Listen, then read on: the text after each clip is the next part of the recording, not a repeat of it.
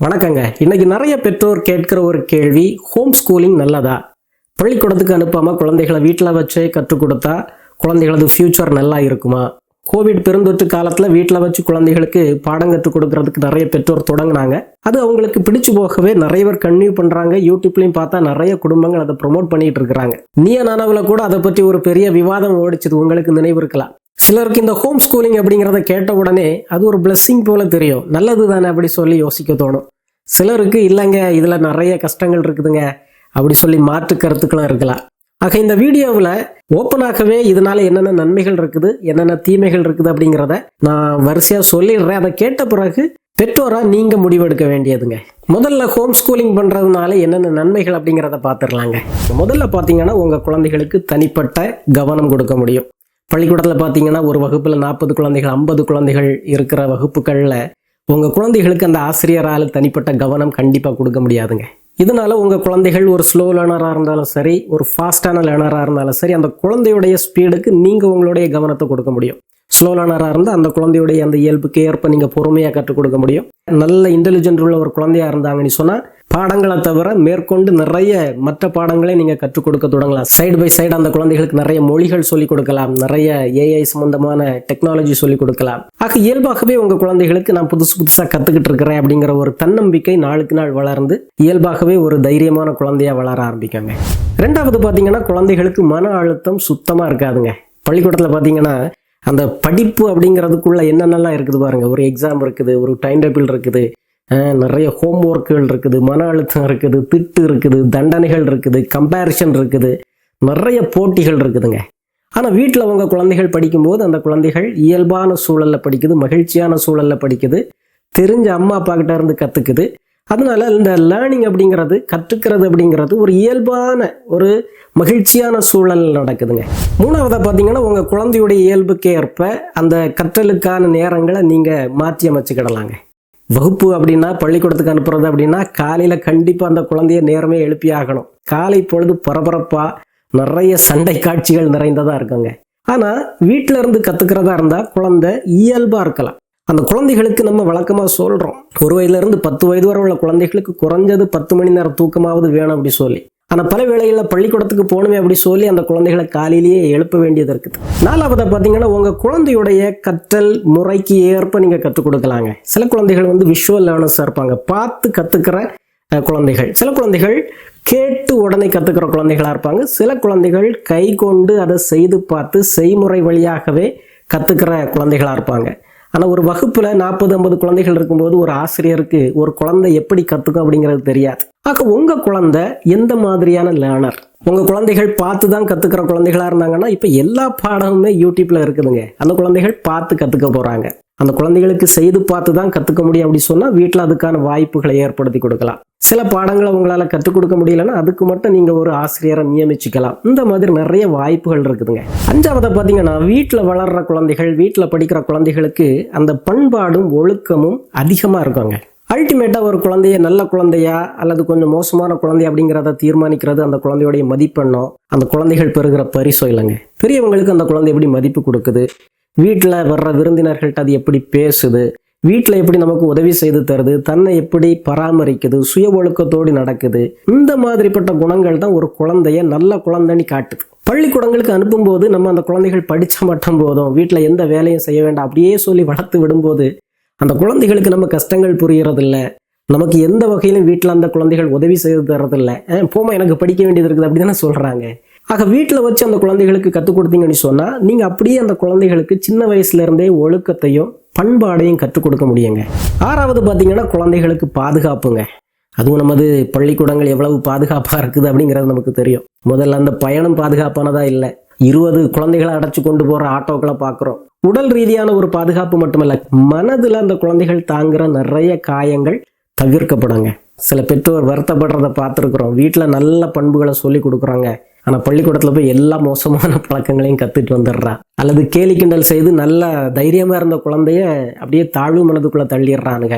அல்லது பள்ளிக்கூடத்துக்கு போயிட்டு வந்த உடனே அந்த மன அழுத்தத்தில் எனக்கு செல்ஃபோனை தாமா அல்லது டிவி பார்க்குறான், அல்லது பரீட்சை அந்த எக்ஸாமில் உள்ள மன அழுத்தத்தில் யார்கிட்டையும் பேச மாட்டேங்கிறான், அந்த பயத்தில் வாழ்கிறான். அந்த மாதிரி அந்த குழந்தைகளுக்கு ஒரு பாதுகாப்பற்ற சூழலையே நமது பள்ளிக்கூடங்கள் உருவாக்கி வச்சிருக்கிறதுனால அந்த குழந்தைகள் வீட்டில் படிக்கிற சூழல்ல இந்த மாதிரி மன அழுத்தம் இல்லாமல் பயம் இல்லாமல் பாதுகாப்பாக வளர முடியுங்க. 7வது பார்த்தீங்கன்னா குழந்தைகளுக்கும் உங்களுக்கும் ஒரு பெரிய நெருக்கம் உருவாகுங்க. பல நேரங்களில் குழந்தைகள் பள்ளிக்கூடத்தில் அதிக நேரத்தை செலவழிக்கிறதுனால அந்த குழந்தைகள் மேலே உங்களுக்கு ஒரு கண்ட்ரோல் இருக்கிறது இல்லை. அந்த குழந்தைகள் பள்ளிக்கூடத்துக்கு விட்டு வரும்போதே சோர்வாக வருது. அதனால நீங்கள் சொல்கிற எதையும் அந்த குழந்தை கேட்கறதுக்கு தயாராக இல்லை, எரிச்சல் படுது. குழந்தை கேட்கலன்னா நீங்கள் எரிச்சல் படுறீங்க. ஆனால் குழந்தை எப்போதும் உங்கள் அருகிலே இருந்தால் அந்த குழந்தை உங்களை பார்க்குது. வீட்டில் நீங்கள் என்னென்னலாம் வேலை செய்கிறீங்க அப்படிங்கிறத பார்க்குது. உங்கள் சிரமங்களை புரிஞ்சிக்குது, உங்களுடைய மனதை புரிஞ்சிக்குது, உங்களுடைய அறிவுரைகளை அதிகமாக கேட்குது. ஆக அந்த குழந்தை ஒரு பக்குவப்பட்ட குழந்தையா இருக்காங்க. உங்கள் மேலே அதிகமான அன்போடையும் பாசத்தோடையும் வளர்கிறதுக்கு வாய்ப்பு இருக்கும். 8வது குழந்தைகளுக்கு அவங்களுடைய திறமைகளை வளர்க்குறதுக்கு நிறைய நேரம் கொடுக்க முடியுங்க. சின்ன வயசுலேயே பல பெற்றோரும் குழந்தைகளுடைய திறமைகளை கண்டுபிடிச்சிடறாங்க. என் குழந்தை மியூசிக்கில் நல்லா இருக்கிறான், விளையாட்டில் நல்லா இருக்கிறான், நீச்சலில் நல்லா இருக்கிறான், அல்லது இப்போவே நல்லா கோடிங்லாம் எழுதுறான், சயின்ஸ் எக்ஸ்பெரிமெண்ட்லாம் பண்ணுறான், புதுசாக கண்டுபிடிக்கிறான். ஆனால் பள்ளிக்கூடத்துக்கு போகிறதுனால அவனுக்கு டைம் கொடுக்க முடியலை, அவனை சரியாக ஒரு பயிற்சி வகுப்புக்கு அனுப்ப முடியலை அப்படி சொல்லி படிப்பை காரணம் காட்டி அந்த குழந்தைகளது திறமையை அப்படியே முடக்கிடுறாங்கங்க. ஆனால் வீட்டில் வச்சு கற்றுக் கொடுத்தீங்கன்னு சொன்னால் அந்த குழந்தைக்கு எந்த ஒரு டேலண்ட் அதிகமாக இருக்குதோ அதில் வளர்கிறதுக்கு நீங்கள் அடிப்படையான கல்வியை வீட்டில் சொல்லி கொடுத்தாலும் அந்த குழந்தைக்கு சரியாக பயிற்சிக்கு அனுப்புறதுக்கு சரியாக அந்த குறிப்பிட்ட டேலண்ட்டுக்கு நிறைய டைம் போடுறதுக்கு வாய்ப்பு இருக்குங்க. 9வது பார்த்தீங்கன்னா குழந்தைகளுக்கு நிறைய வாழ்க்கை அனுபவங்களை கொடுக்க முடியுங்க. எப்படியும் நீங்கள் குழந்தைகளுக்கு 24 மணி நேரமும் வீட்டில் வச்சு கற்றுக் கொடுத்துக்கிட்டே இருக்க போகிறதில்ல. நீங்கள் கடைக்கு போகும்போது அந்த குழந்தைய கூட்டிகிட்டு போவீங்க, நீங்கள் சந்தைக்கு போகும்போது கூப்பிட்டு போவீங்க, அல்லது வெளியே ஒரு திருமண நிகழ்ச்சிக்கு போனால் கூட்டிகிட்டு போவீங்க. இது எல்லாமே கற்றலுங்க. இப்போது ஹோம் ஸ்கூலிங் பண்ணுறதுனால உங்கள் குழந்தைகளுக்கும் உங்களுக்கும் என்னென்ன பாதிப்புகள், என்னென்ன துன்பங்கள் வரும் அப்படிங்கிறதையும் சொல்லிடுறாங்க. ஏன்னா நெகட்டிவ் பகுதியை நீங்கள் கேட்டால் தான் சரியான ஒரு முடிவு எடுக்கிறதுக்கு வசதியாக இருக்கும். முதலாவது பார்த்தீங்கன்னா குழந்தைகளுக்கு அந்த சமூக அறிவு அல்லது சமூக தொடர்பு ரொம்ப குறைவாக இருக்குங்க. வெளிநாடுகளில் இந்த ஹோம் ஸ்கூலிங் அப்படிங்கிறது ரொம்ப ஃபேமஸ். ஆனால் அவங்க கூட அதை இப்போ உணர்ந்துக்கிட்டு சனி ஞாயிறுகள்லாம் இந்த மாதிரி வீட்டில் வச்சு பாடம் படிக்கிற குழந்தைகளை ஒன்று சேர்த்து கேம்புகள் நடத்துறது, அந்த குழந்தைகளுக்குள்ள சில ஆக்டிவிட்டீஸ் பண்ணுறது, அப்படி போல் சனி ஞாயிறு கூட அவங்க ஒரு ஸ்கூல் செட்டப்புக்குள்ள அந்த குழந்தைகளை கொண்டு வர்றதுக்கு முயற்சி பண்ணுறாங்கங்க. உளவியல் என்ன சொல்லுதுன்னு சொன்னால் ஒரு ஸ்கூல் அப்படிங்கிறது அந்த குழந்தைகளுக்கு நிறைய ஃப்ரெண்ட்ஸ் கிடைக்கிற ஒரு இடங்க. நிறைய காம்படிஷன் நடக்கும், நிறைய சேர்ந்து விளையாடலாம், கான்ஃப்ளிக்ட் இருக்கும், கண்டிப்பாக சண்டைகள் நடக்கும். அதை பேசி அவங்களுக்குள்ளே சமாதானம் பண்ணுவாங்க, அல்லது ஆசிரியர்கிட்ட போய் உரையாடுவாங்க. இந்த மாதிரி குழந்தைகளுக்கு ஒரு சமூகத்தில் நடக்கிற ஒரு பிரச்சனையை எப்படி கையாளுறது, சமூகத்தில் பல்வேறு குணம் கொண்ட குழந்தைகள் இருப்பாங்க, பெரியவங்க இருப்பாங்க, அவங்களை எப்படி அனுசரித்து போகிறது, இந்த மாதிரிலாம் நிறைய வித்தைகளை கற்றுக்கிறதே பள்ளிக்கூடத்தில் இருந்துங்க. 2வது பார்த்தீங்கன்னா தனிமை உணர்வுங்க. குழந்தைகளுக்கு சின்ன வயசில் நண்பர்கள் அப்படிங்கிறது ரொம்ப முக்கியங்க. அது ஒரு பொழுதுபோக்குக்காக மட்டுமல்ல, அந்த குழந்தைகளுடைய உணர்வு ஆளுமை வளரணும்னு சொன்னால் குழந்தைகள் பலதரப்பட்ட நண்பர்களோடு பழகணும். சில நண்பர் நல்லவனாக இருப்பான், சிலவன் கெட்டவனாக இருப்பான், சிலவன் கோவப்படவனாக இருப்பான், சிலவன் நல்ல நகைச்சுவை உணர்வு உள்ளவனாக இருப்பான், சிலவன் எப்போது சோகத்தில் இருக்கலாம். ஆக இந்த மாதிரி பலதரப்பட்ட நண்பர்களை பார்த்து வளர்கிற குழந்தையுடைய அந்த ஆளுமை கொஞ்சம் மேம்பட்ட ஆளுமையாக இருக்காங்க. நிறைய எக்ஸ்போஷர் கிடைக்கும்போது உணர்வு சம்பந்தமான அனுபவங்கள் அந்த குழந்தைக்கு கிடைக்க தொடங்கும்.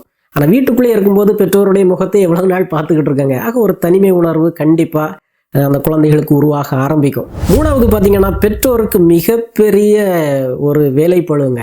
ஒரு பெற்றோரை ஆசிரியராகவும் அல்லது ஒரு டிசிப்ளின் பண்ணுறவராகவும் அல்லது அந்த குழந்தை ஏதாவது வருத்தத்தில் இருந்து ஆறுதல் சொல்கிறவராகவும் அப்படி பல ரோல் எடுக்கிறது அப்படிங்கிறது ரொம்ப சிரமங்க. அந்த குழந்தைகள் பள்ளிக்கூடத்துக்கு போனாலாவது கொஞ்சம் அந்த குழந்தைகளை கண்காணிக்கிறதுக்கான நேரம் குறைவாக இருக்கும். இப்போ 24 மணி நேரமும் அந்த குழந்தைகள் உங்கள் கூட இருக்கும்போது, அதுவும் நல்லா ஒபீடியண்டாக பாசமான குழந்தைகளாக இருந்தால் பரவாயில்ல, சிலது முரண்டு பிடிக்கிற குழந்தையாக இருக்கும், எது சொன்னாலும் ஏட்டிக்கு போட்டியாக செய்யும். அந்த குழந்தை பள்ளிக்கூடத்துக்கு போனால் மன அழுத்தம் அதிகமாயிரும் அப்படி சொல்லி வீட்டில் வச்சு கடைசியில் உங்களுக்கு மன அழுத்தம் வர ஆரம்பிச்சிடாங்க. 4வது பார்த்தீங்கன்னா உங்கள் குழந்தைகளுக்கு நீங்கள் எவ்வளவு தான் ஆர்வமாக சொல்லி கொடுத்தாலும் ஒரு ப்ரொஃபஷனல் டீச்சிங், ஒரு தேர்ந்தெடுத்த ஒரு ஆசிரியர் போல் உங்களால் கற்றுக் கொடுக்க முடியாதுங்க. ஆசிரியர்கள் அப்படி சொன்னால் அவங்க சும்மா சம்பளம் வாங்கிட்டு வேலை செய்கிறாங்க அப்படி சொல்லி நினைக்கக்கூடாதுங்க. அவங்க ஒரு முறையாக கல்வியல் கற்று குழந்தைகளுடைய உளவியல் கற்று ஒரு பாடத்துக்கு வந்திருக்கிறாங்க. அது மட்டுமல்ல, அந்த குறிப்பிட்ட பாடத்தில் அவங்க புலமை பெற்றிருப்பாங்க. ஆனால் ஒரு பெற்றோர் 5 பாடத்துலையும் புலமை பெற்றிருப்பாங்களா அப்படிங்கிறது சந்தேகம்தாங்க. இப்போ ஒரு மழலையர் பள்ளிக்கூடம்னா அங்கே ஒரு ஸ்ட்ரக்சர் இருக்கும், அந்த குழந்தைகளுக்கு விளையாடுறதுக்கான பொருட்கள் வாங்கி வச்சுருப்பாங்க. ஒரு உயர்நிலை பள்ளிக்கூடம் அப்படி சொன்னால் அங்கே ஆய்வகங்கள் இருக்கும். ஆனால் வீட்டில் எல்லா பொருட்களையும் எல்லா ஆய்வு பொருட்களையும் நீங்கள் ஏற்பாடு செய்கிறது அப்படிங்கிறது கொஞ்சம் நடைமுறைக்கு சாத்தியம் இல்லாத ஒரு செயலுங்க. அது மட்டும் இல்லைங்க, பெற்றோர் நீங்கள் வேலைக்கு போகாமல் அந்த குழந்தைகளுக்காக முழு நேரமும் கொடுக்க முடியுமா அப்படிங்கிறது மிகப்பெரிய கேள்விங்க.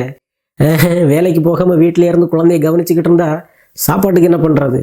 இல்லை ஒருத்தர் வேலைக்கு போகிறாரு, அம்மா வீட்டில் தான் இருக்கிறாங்க, அம்மா கவனிச்சுக்கிடுவாங்க அப்படி சொன்னாலும் அம்மா என்ன வேலையெல்லாம் கவனிப்பாங்க? 5வது பார்த்தீங்கன்னா, அந்த குழந்தைகளுக்கு ஒரு போட்டி இல்லாததுனால திறமைகள் அந்த குழந்தைகள்கிட்ட ரொம்ப குறைவாக இருக்காங்க. ஒரு சவால் வந்தால் தானே அதை சமாளிக்கிறதுக்கான வாய்ப்புகள் கிடைக்குது.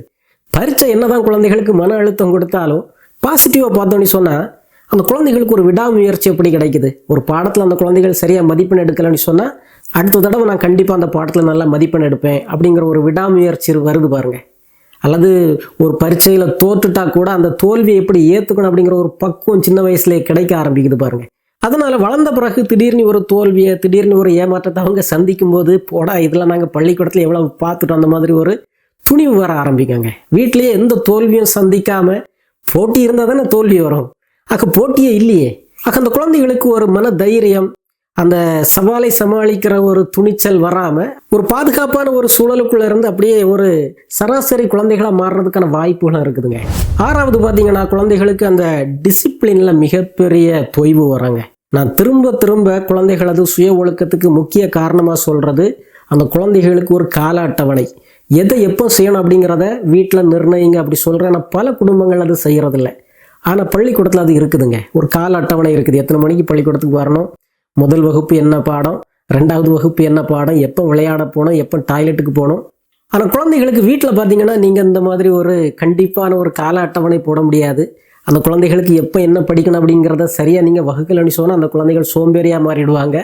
அது மட்டும் இல்லை, வீட்டில் குழந்தைகளுக்கு நிறைய அந்த கவனச்சிதறலுக்கான வாய்ப்புகள் அதிகங்க. மொபைல் ஃபோன் இருக்கும், டிவி இருக்கும், வீட்டுக்கு யாராவது விருந்தினர்கள் வருவாங்க.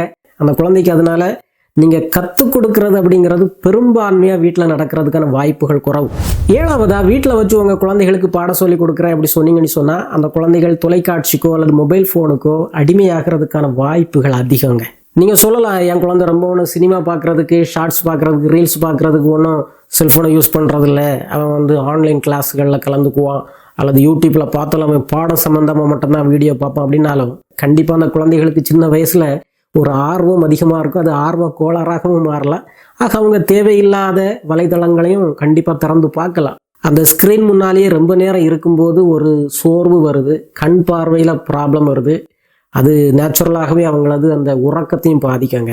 8வது பார்த்தீங்கன்னா, வீட்டில் வச்சு சொல்லிக் கொடுக்குற குழந்தைகளுக்கு ஒரு மேற்படிப்புக்கு ஒரு சர்டிஃபிகேட் அல்லது வேலை வாய்ப்புக்கு போகும்போது இந்த சர்டிஃபிகேட்டுகளெல்லாம் சீரியஸாக எடுப்பாங்களா அப்படிங்கிறது ஒரு சந்தேகமாகவே இருக்குதுங்க. கண்டிப்பாக வீட்டில் வச்சே குழந்தைகளுக்கு பாடம் சொல்லி கொடுக்கறது அப்படிங்கிறது இந்திய அரசு அனுமதிச்சிருக்கிற ஒரு செயல் தாங்க. வீட்டில் வச்சே பாடம் சொல்லி கொடுத்து 10ஆம் வகுப்பு 12ஆம் வகுப்பு எழுத வைக்கலாம். அந்த சர்டிஃபிகேட்டை வச்சு நீங்கள் கல்லூரியில் உங்கள் குழந்தைய சேர்க்கலாம். அதுக்கான வாய்ப்புகள் இருக்குது. ஆனால் பல மாநிலங்களில் இதை பற்றிய புரிதல் இன்னும் சரியாக இல்லை. பெற்றோர்கள் மத்தியில் இல்லை, மிக குறிப்பாக பள்ளிக்கூடங்களை நடத்துகிறவங்கள்ட்டையும் கல்லூரிகளை நடத்துகிறவங்கள்ட்டையும் இந்த புரிதல் இன்னும் இல்லை. ஆக நீங்கள் ஒருவேளை ஹோம் ஸ்கூல் முடித்து அந்த சர்டிஃபிகேட்டை கொண்டு கொடுத்தீங்கன்னு சொன்னால் சில கல்லூரிகள் ஏற்றுக்குவாங்களா என்னன்னு தெரியல. அதனால் அந்த ஒரு சிரமத்தை நீங்கள் சில வேளைகளில் எதிர்பார்க்க வேண்டியதாக இருக்குங்க. 9வது பார்த்தீங்கன்னா, அவங்க குழந்தை எப்போவும் உங்களையே பார்த்துக்கிட்டு இருக்கிறதுனால உங்கள்கிட்ட பெர்மிஷன் கேட்கணும் அல்லது உங்கள்கிட்ட ஆலோசனை கேட்கணும், அப்படி உங்களையே சார்ந்திருந்து உங்கள்கிட்டயே ஆலோசனை கேட்டு சுயமாக சிந்திக்க முடியாத, முடிவெடுக்க முடியாத குழந்தையாக மாறுறதுக்கான வாய்ப்பு அதிகமாக இருக்குதுங்க. ஆக உங்கள் குழந்தை வீட்டிலையே படிச்சுக்கிட்டு கல்லூரிக்கு போனாலும் சரி அல்லது வேலைக்கு போனாலும் சரி ஒரு ஸ்டூடெண்ட் போல தான் ஃபீல் பண்ணுவார். நிஜ உலகத்தில் அந்த குழந்தை ஒரு அமைப்புக்குள்ளே போய் மாட்டும்போது அந்த சூழலை சமாளிக்கிறதுக்கு சிரமமாகுங்க. பள்ளிக்கூடத்துக்கு போயிருந்தாருன்னா ஆசிரியரை எப்படி சமாளிக்கணும், ஒரு சூழலை எப்படி சமாளிக்கணும், இந்த மாதிரிப்பட்ட அனுபவங்கள் நிறைய கிடைச்சிருக்கும். இந்த ஹோம் ஸ்கூல் அப்படிங்கிறது முழு நேரமும் என் குழந்தைக்கு என்னால் கொடுக்க முடியும், என்னுடைய சிந்தனைப்படி என்னுடைய குழந்தைய என்னால் உருவாக்கி எடுக்க முடியும் அப்படிங்கிற ஒரு தைரியம் இருந்தால் நீங்கள் இறங்கலாங்க. இது எல்லாம் போக அந்த குழந்தைக்கு நார்மல் ஸ்கூலாக இருந்தாலும் சரி, ஹோம் ஸ்கூலாக இருந்தாலும் சரி, அல்டிமேட்டாக உங்கள் குழந்தை ஹாப்பியாக இருக்குதா, நீங்கள் விரும்புகிறங்கன்னு சொல்லி குழந்தைய பிடிச்சி வீட்டில் அடைச்சி வைக்கக்கூடாதுங்க. ஆக குழந்தையுடைய மகிழ்ச்சியும் உங்களுடைய ஆர்வமும் சேர்ந்து போச்சுதுன்னா கண்டிப்பாக ஹோம் ஸ்கூல் நீங்கள் ட்ரை பண்ணலாம். அல்லது குழந்தைக்கு நல்ல ஒரு ஸ்கூலை தேர்ந்தெடுக்கிறது தான் பெற்றோர் உங்களுடைய கடமைங்க. மீண்டும் ஒரு நல்ல வீடியோவில் விரைவில் சந்திப்போம். நன்றி.